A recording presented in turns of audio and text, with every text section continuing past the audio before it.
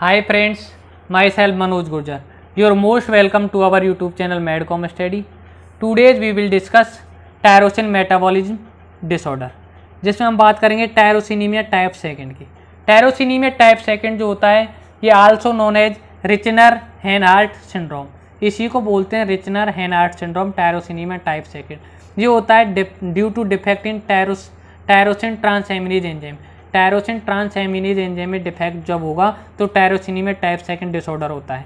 ठीक है, इसमें क्या होता है, एक्यूमुलेशन हो जाता है, एक्यूमुलेशन होता है टायरोसिन का। ठीक है, एक्यूमुलेशन होता है एंड एक्सक्रिएशन होता है टायरोसिन का और इसके मेटाबोलाइट्स का। ठीक है, टायरोसिन और टायरोसिन के मेटाबोलाइट जो होते हैं उनका क्या होगा, एक्यूमुलेशन होगा और एक्सक्रिएशन होता है। ठीक है, कौन कौन से मेटाबोलाइट हैं, एक है parahydroxyphenyl pyruvate, parahydroxyphenyl lactate, parahydroxyphenyl acetate, N acetyl tyrosine और टायरामाइन। ये जो मेटाबोलाइट हैं ये क्या होते हैं, एक्यूमुलेट होते हैं। मैं अगेन बताऊं, parahydroxyphenyl pyruvate, parahydroxyphenyl lactate, parahydroxyphenyl acetate, N acetyl tyrosine और टायरामाइन। ठीक है, ये बात हो गई इसके एक्यूमुलेशन एंड एक्यूमुलेट होते हैं ये इसके मेटाबोलाइट टायरोसिन के, और टायरोसिन खुद क्या होता है, एक्यूमुलेट होता है। क्लिनिकल फीचर यदि बात करें, स्किन लेसन हो जाता है, डर्मेटाइटिस, आई लेसन हो जाएगा और मेंटल रिटार्डेशन होता है रेयर कंडीशन में। ठीक है, ये हो गई टायरोसिनीमिया टाइप सेकंड की बात। नेक्स्ट हम बात करते हैं टायरोसिनीमिया टाइप फर्स्ट, जिसे हम बोलते हैं टायरोसिनोसिस भी। Tyrosinemia type first also known as टायरोसिनोसिस।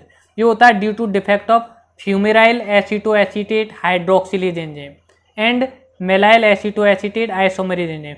दो एंजाइम हमने पढ़े थे। ठीक है, टायरोसिन मेटाबॉलिज्म में हमने देखो दो एंजाइम देखे थे, दो एंजाइम हमने देखे थे, ये रे, एक तो ये एंजाइम होमोजेंटिसेट को 4 मेलाइल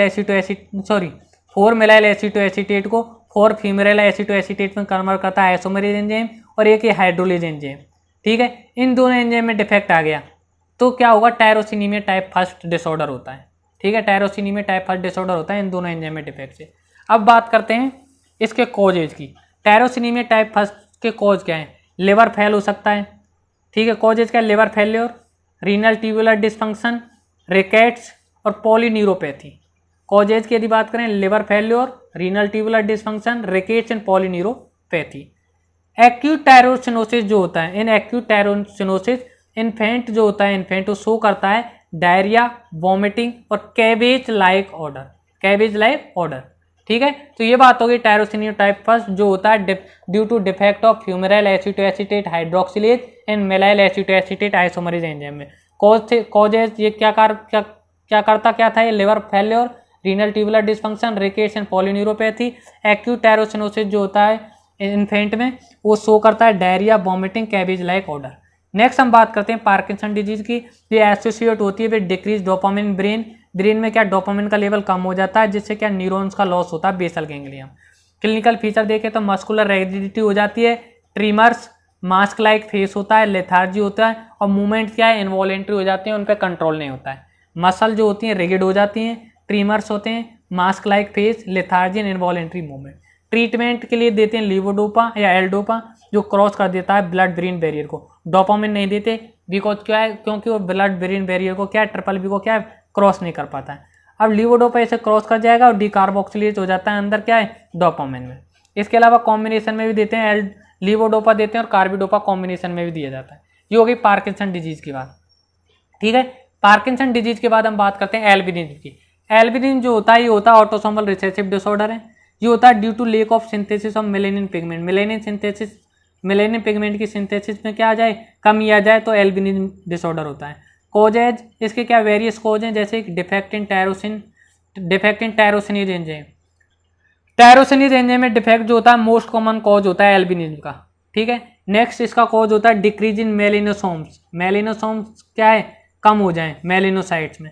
इम्पेयरमेंट हो जाए मेलेनिन पॉलीमराइजेशन, मेलेनिन का जो पॉलीमराइजेशन होता है वो इम्पेयर हो जाए, या फिर टायरोसिन की एबिलिटी जो है कम हो जाए, टायरोसिन कम हो जाए, या हम बात करें presence of inhibitor of tyrosinase, tyrosinase की इनिबिटर प्रेजेंस हो तो क्या एल्बिनिज्म हो सकता है। तो इसके 5 रीजन है।